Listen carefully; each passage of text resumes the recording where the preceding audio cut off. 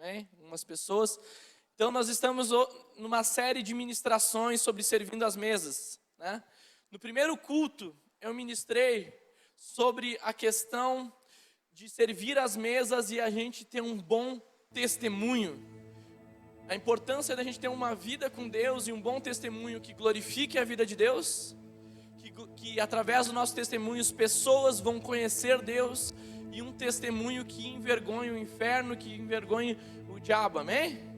Então aí a gente viu versículos, a gente trabalhou em cima disso daí, e nós estamos em Atos 6, de 1 a 7, é isso que nós estamos ministrando sobre servir as mesas. Então eu vou dar um pano de fundo rápido para quem não veio no último culto, eu já vou estar entrando em cima da palavra, tá certo? Atos, pode botar aí? 6.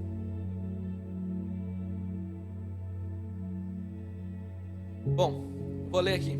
Aí.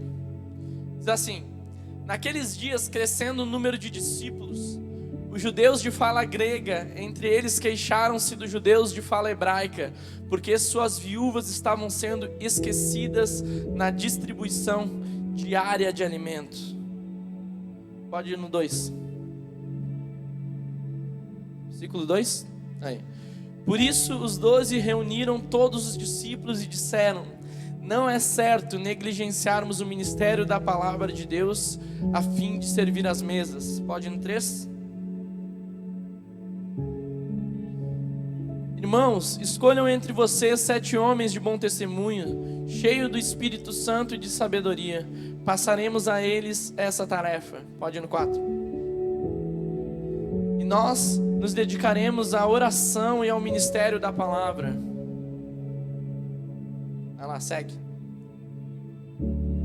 Tal proposta agradou a todos, então eles escolheram Estevão, homem cheio de fé e do Espírito Santo, além de Filipe, Procoro, Nicanor, Timon, Parmenas, Nicolau e um convertido ao judaísmo, proveniente de Antioquia. Amém?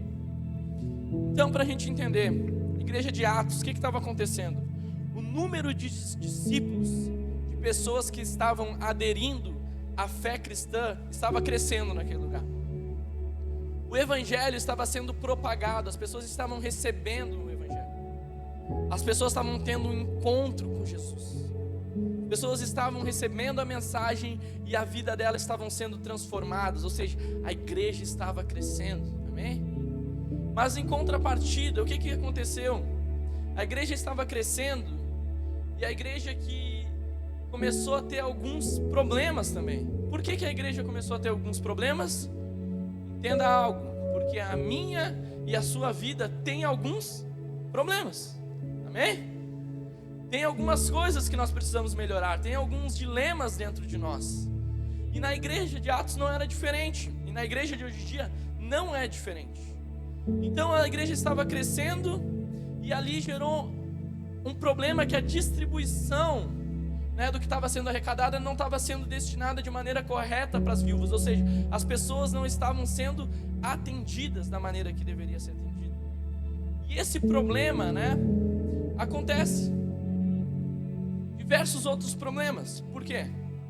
Porque quando a gente vem para a igreja e a igreja se achega a pessoas, se achega a famílias, cada um aqui tem um motivo que se achegou a Deus. Eu não sei o que te trouxe aqui.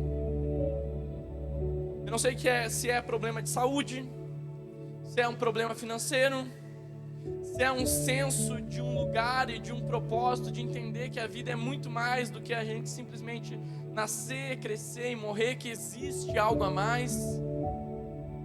Alguma dificuldade, alguma pergunta, alguma questão, alguma coisa dentro de você fez você parar aí. Até uma curiosidade às vezes. Mas Deus, Ele usa todas essas questões para nos atrair a um relacionamento pessoal e verdadeiro com Ele. Eu sei que eu me acheguei a Jesus ou à igreja simplesmente porque eu queria ser uma pessoa melhor. Eu não conseguia me libertar das drogas, então eu vim para a igreja e disse: Jesus, me ajuda. E Jesus me ajudou. agora Jesus, eu quero simplesmente ser uma pessoa melhor, eu quero ganhar meu dinheirinho, eu quero trabalhar. Eu não vim para a igreja para ser pastor. Mas algo preencheu tanto o meu coração, tanto a minha vida, eu me senti tão feliz, tão alegre, tão amado por Jesus, que me fez, eu preciso conhecer mais a respeito de Jesus. E daí tudo aquilo que eu jogava em Jesus, do que eu queria, eu comecei a perguntar o que Deus quer na minha vida. E eu percebi que o que Deus quer é muito melhor do que eu quero. É muito maior do que eu quero. E é assim que nós nos achegamos a esse lugar. Assim como esses 7 homens, essa mensagem já chegou até eles.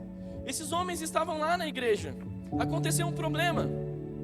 E a gente percebe que a igreja se reuniu e disse: nós precisamos levantar pessoas para servir as mesas. Diga comigo, servir as mesas. O que é servir as mesas? É simplesmente a gente entender que nós fomos chamados em Deus para pensar no próximo. Nós fomos chamados, meu irmão, simplesmente para resolver problemas, para ser luz na escuridão. Deus não quer simplesmente abençoar as nossas vidas, Ele quer que a nossa vida abençoe a vida de outras pessoas. O servir as mesas é se colocar num lugar de permissão, onde que nós precisamos ser resposta de oração de pessoas que estão nesse momento orando. E nós somos a resposta de Deus enviado. E aqueles homens se levantaram e eles foram escolhidos ali para resolver esse problema. Eu não sei o que Deus vai te levantar nesses dias e qual problemas você vai se resolver. Eu não sei o que Deus vai te usar para você ser resposta nesses dias, mas você vai ser resposta. O mundo, a gente percebe que principalmente nessa situação do coronavírus, ele está meio cinzento, meio perdido, ninguém sabe o que vai. Queria que isso logo passasse, isso nos pegou de surpresa. Mas acontece que essas pessoas que com problemas aí, seja problemas financeiros, emocionais, eu não sei quantas fobias que vão ter aí depois disso, síndromes, pessoas com pânico, que já é algo que afeta o emocional das pessoas, depressão, eu não sei o quanto que isso vai aumentar o índice nisso daí, mas entenda, essas pessoas elas vão vir procurar uma resposta em Deus, em Jesus, e nós precisamos estar preparados, sabe para quê? Servir e estender a mão para essas pessoas. Elas precisam se sentir amadas nesse lugar, elas precisam se sentir abraçadas por Jesus através das nossas vidas. Então esses homens se levantaram, e tem vários nomes ali até esquisito de pronunciar, você percebeu? Sou meio ruim de dicção, mas tem um homem que se destaca ali, que o nome dele é Estevão, e a Bíblia dá 2 características a mais sobre a vida dele ali. Ele era um homem, vou achar aqui, Estevão, homem cheio do Espírito Santo e cheio de fé. A gente percebeu ali que existiam algumas características para essas pessoas elas conseguirem servir de uma maneira correta. A primeira que eu falei no culto passado foi sobre o bom testemunho. Hoje nós vamos estar falando sobre uma vida cheia do Espírito Santo. Semana que vem nós vamos estar falando sobre a sabedoria. E o que seria essa característica de alguém cheio do Espírito Santo para conseguir servir a Deus de uma maneira correta? Primeiramente, a gente precisa entender o que é o Espírito Santo. O Espírito Santo ele é muito mais profundo do que um arrepio que a gente sente quando a gente está aqui. Ele é muito mais do que uma sensação boa, meus irmãos. E a gente sente essa sensação boa quando a gente está aqui. Essa é a presença do Espírito Santo. Mas ele é muito mais. O Espírito Santo, a Bíblia fala que ele é o Consolador. O Espírito Santo é aquele que Jesus ele diz: olha, eu preciso subir, porque se eu não for, não tem como eu enviar ele a vocês. Então ele subiu aos céus, ele liberou sobre as nossas vidas o Espírito dele. E esse Espírito, a Bíblia diz que ele vai nos guiar em toda a verdade. Olha só, o Espírito Santo ele sopra sobre as nossas vidas, ele nos guia, ele nos dá uma direção.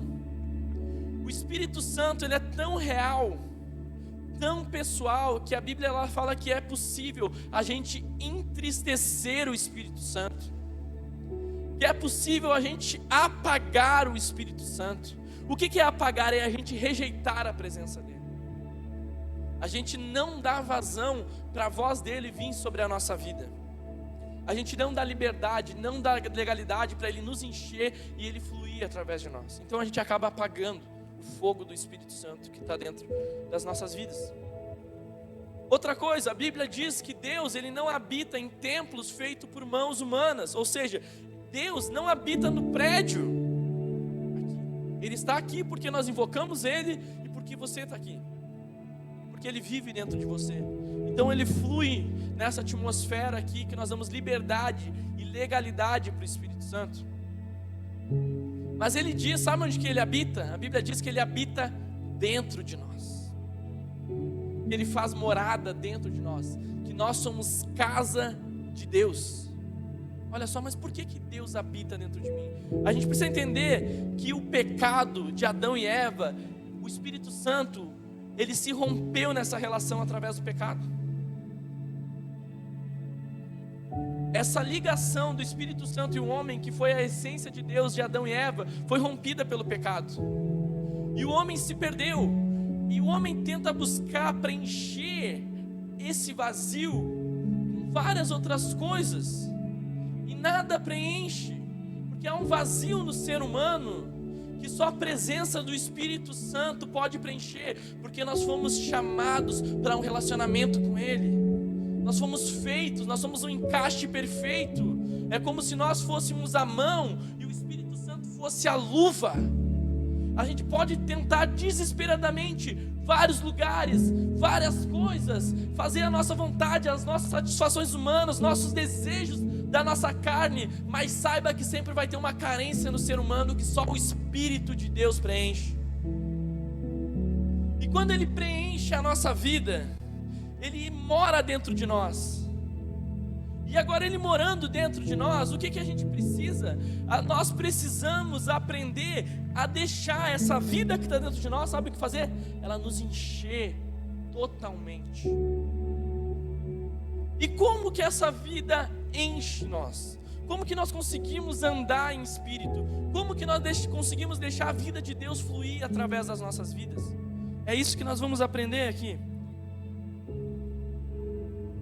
Vocês estão comigo? Fala amém aí. Olha só, o primeiro passo para a gente ter uma vida cheia do Espírito Santo, nós precisamos exercer uma vida de oração. Mas você vai dizer para mim, mas eu não sei orar. A oração se aprende. Como que eu oro? Sabe, eu até quero orar, eu até tento, mas eu não consigo. Eu até sei que eu preciso, mas eu não consigo. A oração, ela precisa de nós, a disposição e a gente conseguir realmente sermos perseverantes. É essa a palavra que eu queria.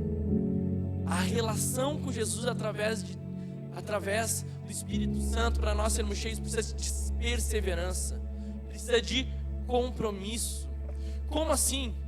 Você precisa, através da sua vida, porque muitas vezes a nossa vontade, até a gente sabe que é orar, mas tem tantas outras coisas que a gente prefere fazer do que orar.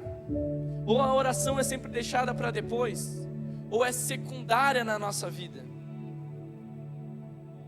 Por quê? Porque a nossa carne, que daí a gente vai falar sobre a guerra da carne e do espírito. O espírito que está dentro de nós, sabe esse espírito que você recebeu, que eu disse agora há pouco? Esse espírito, ele quer sempre se relacionar com Deus, ele quer sempre orar. Mas a nossa vontade, a nossa carne, ela quer fazer várias outras coisas. E muitas vezes nós fizemos várias outras coisas, mas nós não conseguimos orar. Então nós precisamos de persistência para ter uma vida de oração e uma vida de relacionamento com Deus. Jesus, ele nos chama de amigos. Então como que nós oramos? Nós oramos com Jesus como se nós falássemos com um amigo. Nós não precisamos de um enfeite.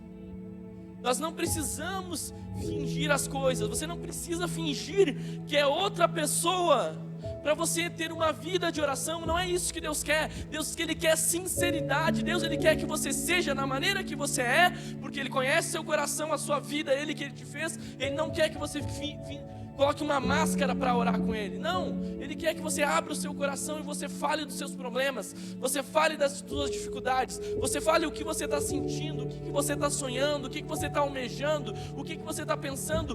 Compartilhe a sua vida com Deus e deixe a voz de Deus começar a gerar sonhos e planos dentro de você.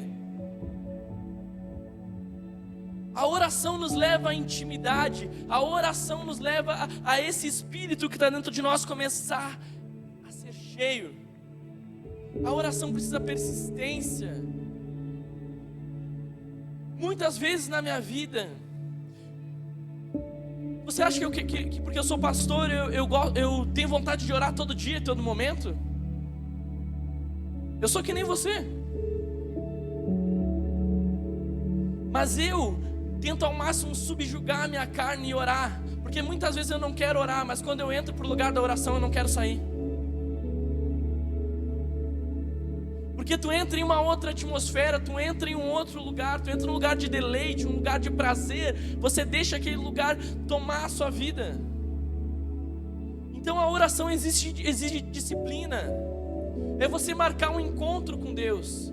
Muitas vezes na minha vida, eu peguei uma cadeirinha assim, ó, coloquei outra para mim e disse: Espírito Santo, senta aí, Jesus, senta aí, vamos conversar. Isso é orar. Eu quero falar como é que eu estou, eu quero falar o que eu estou sonhando. E nesse processo, porque a oração muitas vezes não é só falar, a gente ouve também na oração, tá certo? Porque Deus, Ele fala. A Bíblia diz que Ele não é um Deus de pedra, Ele não é um Deus de madeira, Ele é um Deus que tem boca. A Bíblia diz, e o nosso Deus se comunica. Isso é uma relação, isso é intimidade com a gente. Ok? Estão comigo? Então nós estamos orando, falando. Ah, mas eu não sei ouvir a voz de Deus. Você vai aprender a ouvir a voz de Deus na intimidade, no momento que você se dedica tempo e você realmente deseja você ouvir a voz de Deus. Quem é nós para chegar simplesmente num dia que a gente, hoje eu vou orar? Você nunca ora. Hoje eu vou orar. Daí você vai lá e pega 5 minutos, separa 5 minutos, senta e diz: ah, já que Deus não falou nada, eu vou sair. Como que Deus Ele chama a nossa vida toda para um relacionamento e você dispõe 5 minutos da sua vida e Deus é obrigado a falar com você da maneira que você quer. Não é assim, meu irmão. Você vai conhecendo, você vai abrindo o seu coração, você vai permitindo que essa voz vai tomando a sua vida e vai te enchendo. Então você persiste. Você vai perceber que os primeiros você vai colocar ali, você que não tem vida de oração, tá certo? Dando umas dicas.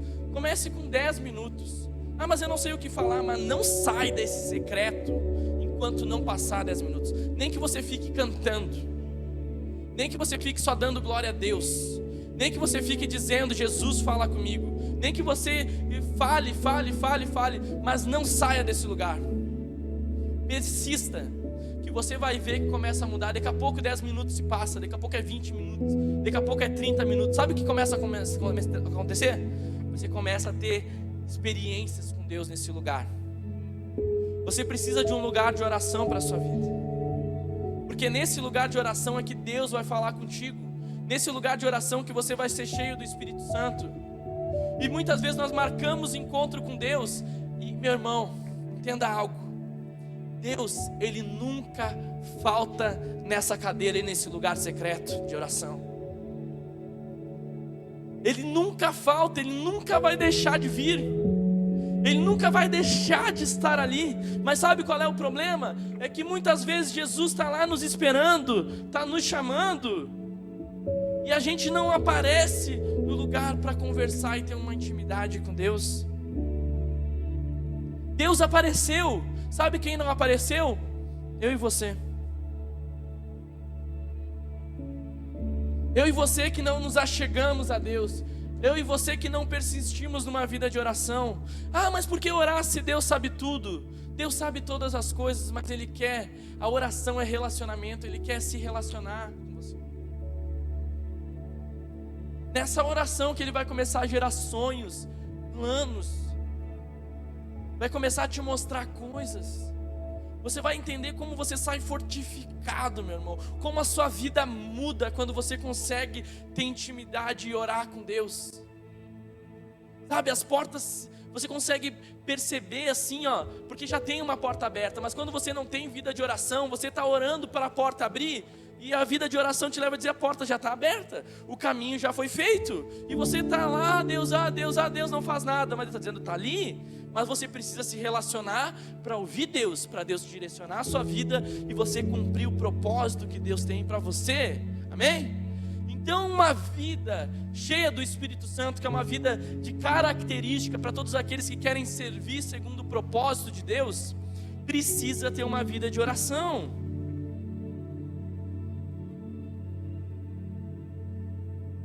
Segundo ponto, o que nós precisamos? 2 Timóteo 2:22. Olha o que diz. Assim, ó: fuja dos desejos malignos da juventude e siga a justiça, fé, o amor e a paz, juntamente com os que de coração puro invocam o Senhor. Você quer ter uma vida cheia do Espírito Santo? Fuja daquilo que não te faz bem. Fuja daquilo que não acrescenta na sua vida. Fuja daquilo que não é mais para você. Nós precisamos ter a consciência do que acrescenta nas nossas vidas e do que não acrescenta. Do tipo de coisas que nós vamos ver, do tipo de coisas que nós vamos escutar, com quem nós vamos andar. Será que isso tem me influenciado para um lado positivo ou tem me influenciado para um lado negativo? A Bíblia está dando uma direção: a fuja. Mas ela está te dando uma direção: olha, mas permaneça em tudo aquilo que tem fé, né? Vocês viram ali, fé, justiça, amor. Está dando fé, está dando justiça, está dando amor, então permaneça nisso. Está dando paz, permaneça nisso. Permaneça naquilo que agrega, permaneça naquilo que vai fazer você crescer, permaneça naquilo que vai te apontar para o destino e para o propósito que Deus tem para a sua vida. Não tenha medo de fugir daquilo que não está te fazendo bem, daquilo que não é mais para você. Daí você vai me perguntar: pastor, você está dizendo para eu cortar as relações com pessoas? Se necessário, sim. Como assim? Se você está percebendo que a sua vida não está indo para frente, você não está conseguindo ser luz e iluminar aquele convívio, aquelas pessoas, corte por um tempo determinado. Para quê? Para você se fortalecer em Deus. E quando você se chegar naquele lugar, você não vai ser influenciado, você vai influenciar. Você vai conseguir liberar coisas boas. É você que vai liberar luz sobre aquele momento de escuridão. Não é a escuridão que vai te afetar. Conseguiram entender? Nós precisamos fugir. Isso é um entendimento e uma compreensão, meu irmão, daquilo que não está enchendo a nossa vida de Deus, daquilo que não está nos levando a crescer, a almejar, a buscar. Rompe. Existem coisas que não são mais para você, mas a gente insiste. Por a gente ser tão cabeça dura, nós não conseguimos crescer no nosso relacionamento com Deus, porque nós ficamos muito instáveis. Ora nós crescemos e ora nós voltamos lá atrás. Nós damos 2 passos para frente, nós damos 1 para trás. Nós não conseguimos permanecer. Rompa de tudo aquilo que não está agregando, tudo aquilo que você sabe que a palavra de Deus não condiz, que não agrada o coração de Deus. Rompa com isso tudo, não tenha medo de romper. Seja ousado e fuja daquilo que não faça bem para você, amém? Terceiro ponto que nós precisamos, Salmo 119, 105.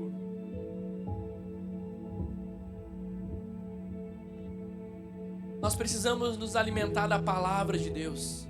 Pode deixar esse versículo aí, olha só. A tua palavra é lâmpada que ilumina os meus passos e luz que clareia o meu caminho. Pode deixar aí. Quando eu falo de palavra de Deus, estou falando da Bíblia. Eu estou falando da gente dedicar tempo para ler.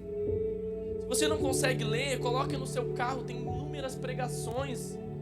Escuta pregações. A gente coloca todo a pregação que tem aqui no domingo, a gente coloca lá no Spotify, você pode escutar e reescutar essas pregações quantas vezes você quiser, mas se enche a sua vida da palavra de Deus. Quer ser cheio do Espírito? Você precisa de palavra de Deus. Por quê? Porque a palavra de Deus, ela é a lâmpada que vai iluminar os nossos passos. Ou seja, essa palavra que eu recebo de Deus, essa palavra que me alimenta espiritualmente, ela é uma lâmpada que vai me iluminar no caminho que Deus quer para a minha vida. Está conseguindo entender? Essa palavra, ela vem ao meu coração, vem algo de Deus sobre a minha vida, e ela começa a iluminar o caminho e os passos que eu tenho que dar. Ela é a luz que clareia o meu caminho. Ou seja, essa palavra, ela vai nos dando noção, ela vai nos dando direção. Quando nós não temos a palavra, sabe o que acontece? Essa luz se apaga. Nós não temos direção, nós não sabemos o caminho. Nós estamos como cegos, perdidos no meio da escuridão, assim, ó, vivendo com a nossa vida assim, ó. Você não tem norte, você não sabe onde quer chegar, você não sabe por que está vivendo. Mas quando nós temos essa palavra, as coisas começam a fazer sentido na nossa vida. Quando nós recebemos essa palavra, nós começamos a dar passos firmados na vida, em Deus. Começa as coisas a fazer sentido, começa a ter senso de propósito, começa a gente acordar de manhã e a gente ter desejo de viver. Essa palavra gera isso no nosso coração, porque a palavra de Deus é vida. A palavra de Deus nos fortifica. Nós precisamos aprender sobre a palavra de Deus, sobre a Bíblia, que ela vai nos dar caminho e vai nos dar direções, amém? E nessa direção nós ficamos cheios do Espírito Santo.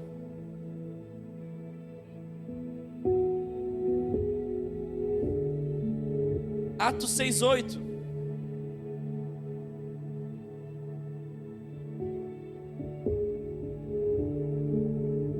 A gente percebeu, guarda esse nome, Estevão. Vai falar um pouquinho sobre a vida dele, porque ele era um homem cheio do Espírito Santo. Primeiro a gente viu duas características: ele era cheio de fé e cheio do Espírito. 6:8 diz assim: Estevão, homem cheio de graça e do poder de Deus, realizava grandes maravilhas e sinais entre o povo. Esse homem que servia as mesas, que servia as viúvas, ele estava na rua pregando o Evangelho, anunciando o nome de Jesus. E Deus se movia com o poder da vida dele, que ele curava os enfermos. O Espírito Santo, ele vem dentro de nós, ele nos enche, ele muda o nosso caráter. Nós começamos a dar fruto, mas também essa palavra que vem sobre o Espírito, sobre as nossas vidas, é dunamis, é um poder de empoderamento, é como se fosse uma bomba atômica dentro de nós que flui, é uma energia de Deus. Eu já vi muitos testemunhos de Deus usando a minha vida para curar enfermos, mas tem a ver comigo? Não, tem a ver com o Espírito que fluiu de mim, porque eu não tenho poder nenhum, mas o Espírito que habita em mim, Jesus que habita em mim, tem todo o poder. A Bíblia diz que os sinais seguirão aqueles que creem. Em meu nome expulsarão demônios, em meu nome falarão em novas línguas, em meu nome nós curaríamos os enfermos. Então esse poder que Deus, meu irmão, Deus, entendeu? Deus, o Criador dos céus e da terra, Ele mora dentro de você. O que a Bíblia diz? Que para Deus, né, aquilo que é impossível para o homem, pega aí, para Deus é possível. Todas as coisas para Deus são possíveis. Jesus, ele diz: olha, eu fiz grandes obras, mas ele nos desafia, diz assim, ó, e vocês farão obras maiores que a minha. Meu irmão, já leu a Bíblia? Já viu o que Jesus fez? Ele diz que a gente pode fazer coisas maiores que Ele. Mas nós só conseguimos se mover dessa maneira sobrenatural quando nós permitirmos que essa vida de Deus ela flua. Nós precisamos que Deus se mova. Não tem a ver com nada humano, nada carnal. Não é uma palavra mágica, não. É vida sendo liberada. É Deus sendo liberado, é Deus se movendo através das nossas vidas e fazendo coisas sobrenaturais, assim como Ele fez na vida de Estevão. Pode passar o 6:10. Olha o que diz: mas não podiam resistir à sabedoria e ao Espírito que ele falava. Só para você entender, nós vamos falar um pouco mais sobre Estevão, mas isso no próximo culto que você quiser. Sabedoria é o que a gente vai falar no próximo culto. Falei aqui só para você ficar com desejo de saber mais e vir no próximo culto, amém? 6:15. Olha só. Olhando para ele, todos que estavam sentados no sinédrio viram que o seu rosto parecia como um rosto de anjo. Meu Deus. Presta atenção comigo, o que estava acontecendo? Esse homem estava pregando o evangelho. Aqueles mesmos homens que crucificaram Jesus, a religião que foi contra, que se opôs a Jesus, que se opôs ao evangelho, estava se opondo aos apóstolos e estava se opondo à vida de Estevão. Estevão estava sendo perseguido naquele momento por simplesmente ele pregar o evangelho, por simplesmente ele curar os enfermos, por simplesmente ele cuidar das viúvas, por simplesmente ele ser cheio de Deus. Começaram a perseguir ele, começaram a ter raiva dele. E olha o que a Bíblia diz, que aqueles homens cheios de maldade, cheios de religiosidade, eles olharam o rosto de Estevão, meu irmão. Eles viram o rosto dele como se fosse de um anjo. Ou seja, a face de Estevão, de alguém cheio do Espírito Santo, o semblante dele iluminava, tinha luz. Ou seja, essa vida de Deus, ela pode fluir através de nós. Nós fomos chamados, quando somos cheios do Espírito Santo, para refletir Jesus, para iluminar, para essa luz fluir através das nossas vidas. A gente vê ali em Atos, do capítulo 1, Atos 7, do 1 ao 56, que é no próximo capítulo. Depois de eles olharem o rosto dele e viram esse rosto como se fosse um anjo, ele pegou do 1 ao 56, que é bem grande, eu não vou ler, mas vou ler na sua casa. Você percebe aquele homem que foi chamado para servir as mesas, sabe o que ele faz? Ele pega toda a Bíblia, ele vai lá de Gênesis e vem vindo, os profetas, ele pega tudo, ele esmiuça a Bíblia e ele prega para aqueles caras que se achavam donos da verdade, que se achavam que sabiam de Deus. Ele pega a Bíblia, as verdades de Deus, e ele prega o evangelho todo. Você vê ele anunciando do capítulo 1, versículo 1, do versículo ao 56, só Bíblia. Ele faz uma construção assim magnífica, até que ele chega em Jesus. E quando ele chega em Jesus, aqueles homens ficam enfurecidos com ele, porque eles tinham crucificado Jesus e não queria que ele pregasse ou cresce através de Jesus. Mas os sinais que a vida de Estevão fazia, não tinha como dizer que Deus não estava com ele, porque a vida de Estevão testificava que ele tinha uma vida com Deus. Olha o que acontece no 7, do 58 ao 60. Fica comigo mais um pouco ainda, já vou acabar. Vamos ler junto. Arrastaram-no para fora da cidade e começaram a apedrejá-lo. As testemunhas deixaram seus mantos aos pés de um jovem chamado Saulo, que é o Paulo, tá? Que se converteu depois, você vai ver mais para frente. Escreveu várias epístolas da palavra de Deus. Passa. Recorreram a um ardil e enviaram uma delegação. Arrastaram para fora da... Passo próximo. Enquanto apedrejavam Estevão, este orava: Senhor, recebe o meu espírito. Mas você vai ver agora no próximo versículo que um homem cheio de Deus faz. Passa. Então caiu de joelhos e bradou: Senhor, não consideres culpados deste pecado. E dizendo isso, adormeceu. Estevão era tão cheio de Deus, tinha uma relação tão íntima. Ele conhecia tanto Jesus, que ele está ali sendo perseguido, sendo apedrejado por simplesmente refletir Deus. E o que ele ora? Ele está morrendo ali. Ele intercede por aquelas pessoas que estão atirando pedra nele. Você consegue entender? Morrer com pedrada. Estão atirando pedra nele, estão falando um montão de coisa para ele. E ele está intercedendo pelas pessoas, dizendo: Pai, Deus, não considera o pecado deles. Eles não sabem o que estão fazendo. Olha o nível de espiritualidade, olha o nível de relação com Deus, a ponto se a gente hoje já é difícil a gente orar pelos nossos inimigos, que a Bíblia diz que às vezes falaram só uma coisa da gente, que nos perseguiram. Tu imagina num ato que era para ele estar cheio de raiva, pedir para Deus derramar fogo, para Deus fazer isso e aquilo, os outros: ó Deus, estou sofrendo por ti. Ele consegue ter uma vida tão cheia de Deus, que até no momento de mais dificuldade, de mais extrema pressão, ele ora e diz: Deus, perdoa eles. Perdoa porque eles não sabem o que estão fazendo. Jesus, como nos chama para ser cheio do Espírito Santo, Ele quer que essa vida de Estevão seja um exemplo para nós. E nós conseguimos no nosso tempo, na nossa vida com pressão, com dificuldades, com as coisas vêm sobre a nossa vida, a gente consiga responder de uma maneira correta e espiritual. Nós precisamos aprender com Estevão a ter um equilíbrio de espírito.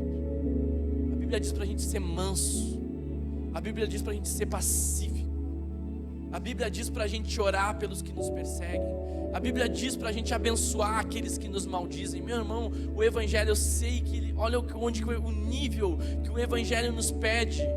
Eu não estou dizendo que a gente precisa chegar lá de uma hora para outra, não, mas o nosso foco é chegar lá. Nós estamos numa caminhada e num processo para chegar a esse exemplo de Estevão, amém?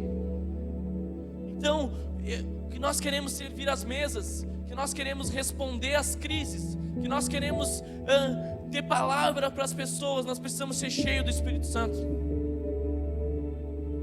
Eu tenho uma boa notícia para você. A Bíblia diz que o Espírito de Deus seria derramado sobre toda a carne.